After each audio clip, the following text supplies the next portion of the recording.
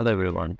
So আজকে যে টপিকটা নিয়ে কথা বলব সেটা হচ্ছে সার্চ ক্যাম্পেইন। অনেক সময় আমাদের কাছে অনেক ক্লায়েন্ট এসে বলে, "ভাই, আমাদের একটা সার্চ ক্যাম্পেইন করা দরকার।" দেখছেন না ওই ব্র্যান্ডটা সার্চ করলেই সামনে চলে আসে।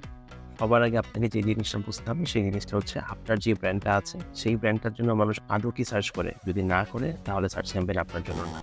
ফার্স্ট যে জিনিসটা আপনাকে বুঝতে হবে সেটা হচ্ছে সার্চ ক্যাম্পেইনটা আসলে কি?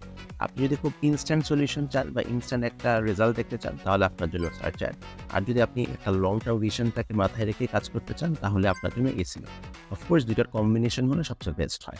আপনি যখন আপনার ইন্ডাস্ট্রি কিওয়ার্ড, আপনার কম্পিটিটিভ কিওয়ার্ড, আপনার নিজস্ব কিওয়ার্ডগুলাকে প্রপারলি বের করতে পারবেন, দেন আপনার জন্য সবচেয়ে বেস্ট হবে একটা প্রপার সার্চ ক্যাম্পেইন বা সার্চ স্ট্র্যাটেজি দাঁড় করানো। আপনার প্রোডাক্টকে নিয়ে যদি কেউ সার্চ না করে তাহলে আপনি কি করতে পারেন? ধরেন আপনি যে প্রোডাক্টটা নিয়ে ব্যবসা করছেন সেই প্রোডাক্টটা নিয়ে সার্চ সাধারণত হয় না। So what you can do, আপনি মানুষকে পুশ করতে পারেন যে আমার প্রোডাক্টটা নিয়ে সার্চ করুন। একটা search add, not SEO, search ad campaign চালাতে পারেন যেখানে মানুষকে বললেন, আপনি কি জানেন আপনি এই সার্চ করলে আমাদের একটা বেস্ট ডিল পেতে পারেন বা ওই প্রোমো কোডটা লুকায় আছে একটা স্পেসিফিক কিওয়ার্ডের এগেইনস্টে।